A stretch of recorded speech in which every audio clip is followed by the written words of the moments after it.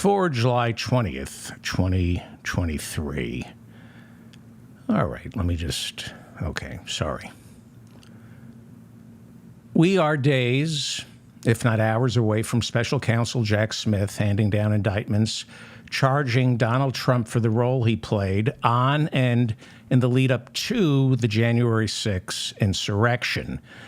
This is what we know so far. Donald Trump on Tuesday said he received a letter from special counsel Jack Smith informing him that he is the target of an investigation, and Trump has been invited to testify before the grand jury.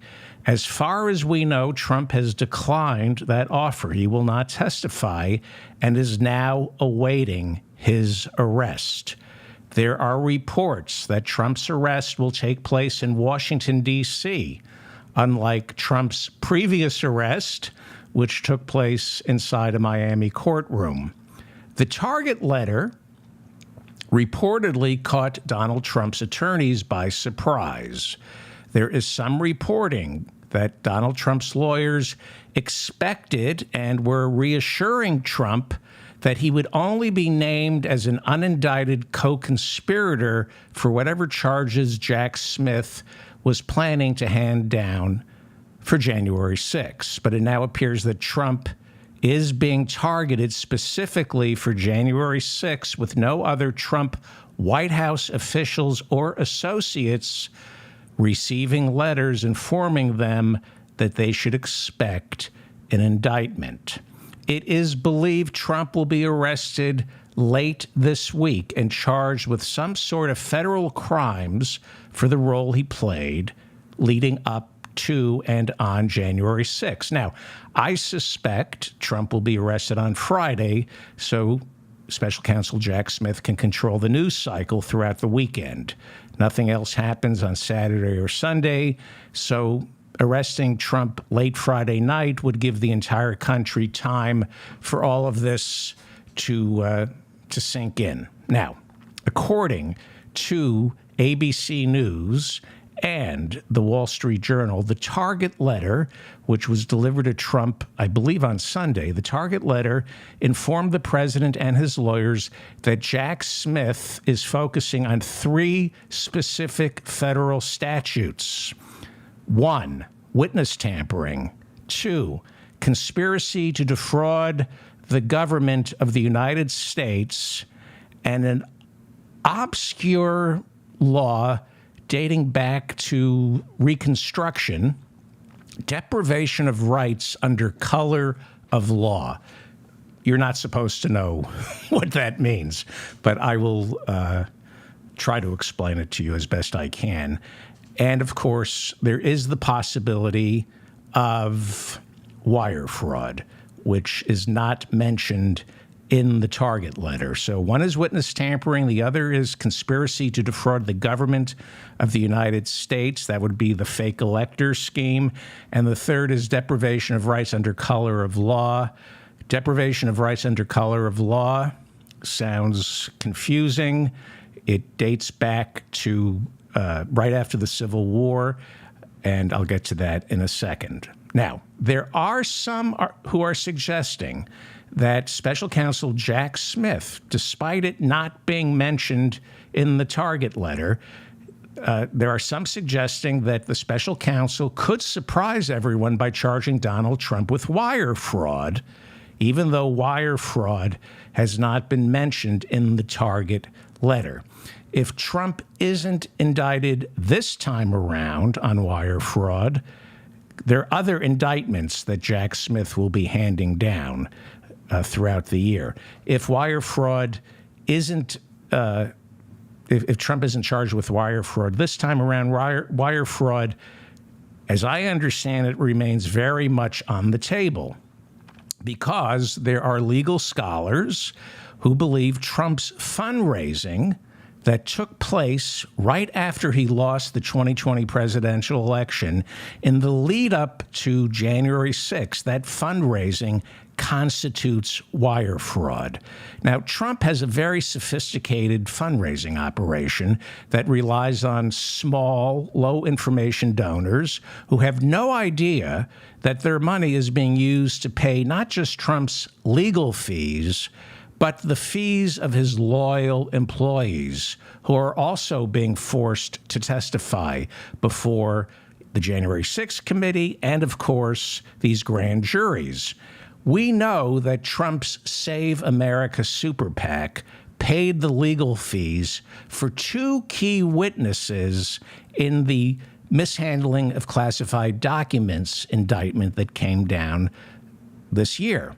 Both Kash Patel, he's one of Trump's closest advisors in the White House, and Trump's valet, Walt Nauta, in 2022, they were both represented by the legal team of Brand Woodward, who reportedly received more than $120,000 from Trump's super PAC to handle the legal fees for Walt Nauta, who, as you know, was indicted along with Trump for mishandling classified material, and Kash Patel.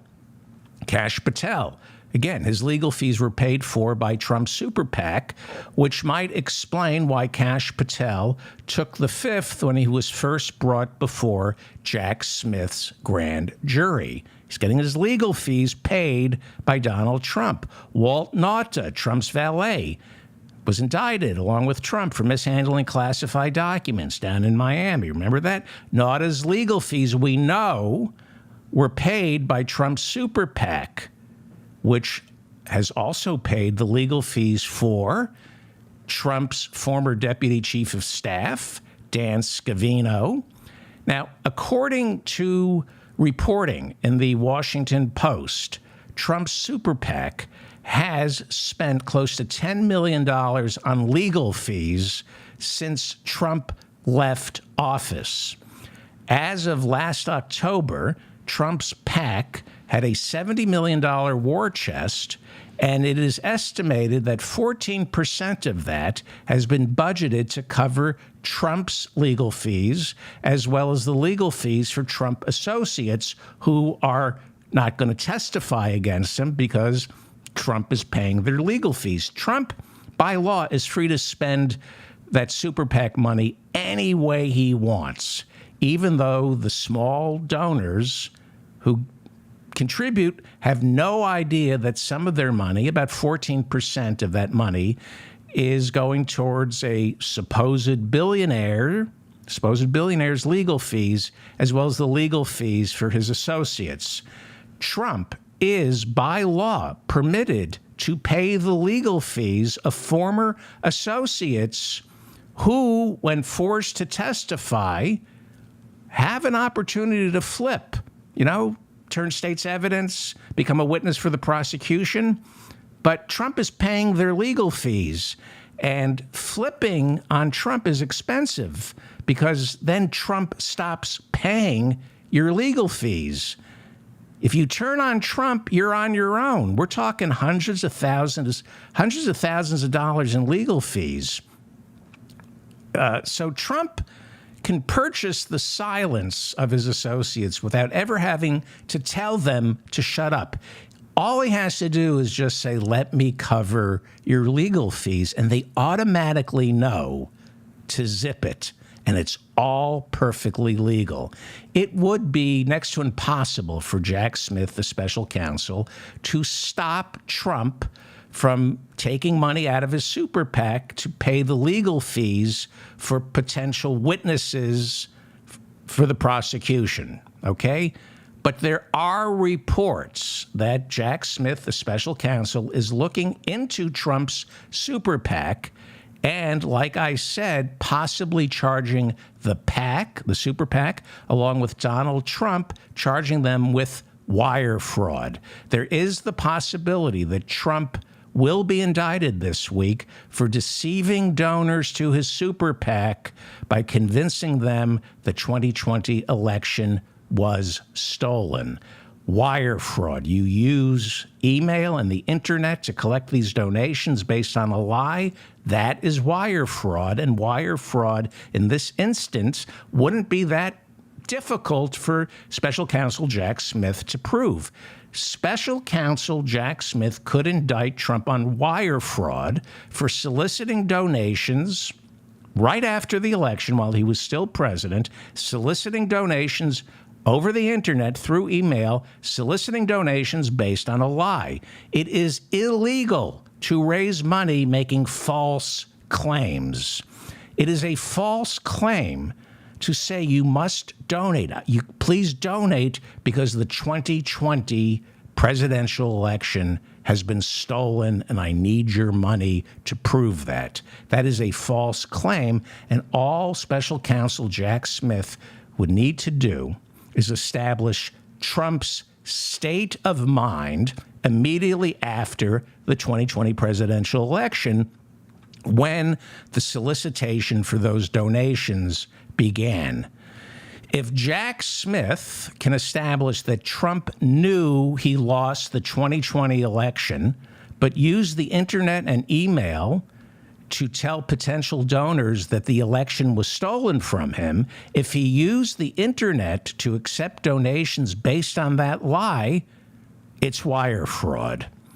There are countless reports that Smith's grand jury heard testimony from Trump's closest advisors as to Trump's state of mind in the lead up to January 6th while he was soliciting those donations.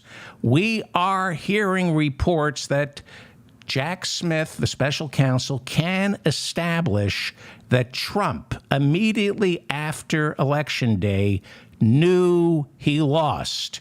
And if Trump knew he lost, if he told his closest friends and associates after the election that he knew he lost, you can get him on wire fraud.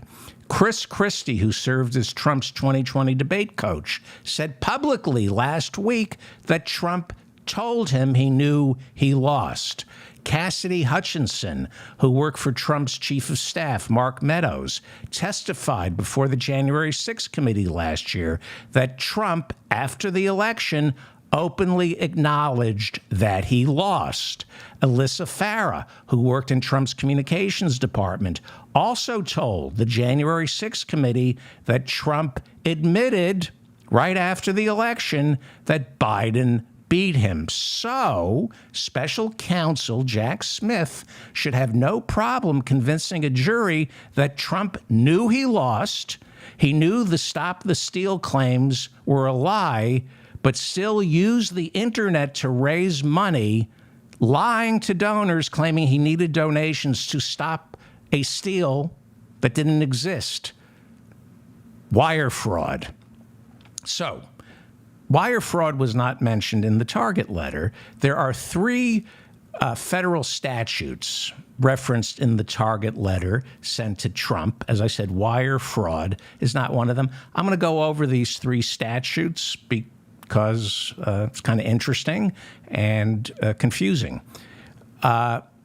So the first statute Jack Smith seems to be focusing on, according to the target letter, is conspiracy to defraud the United States government. What does that mean?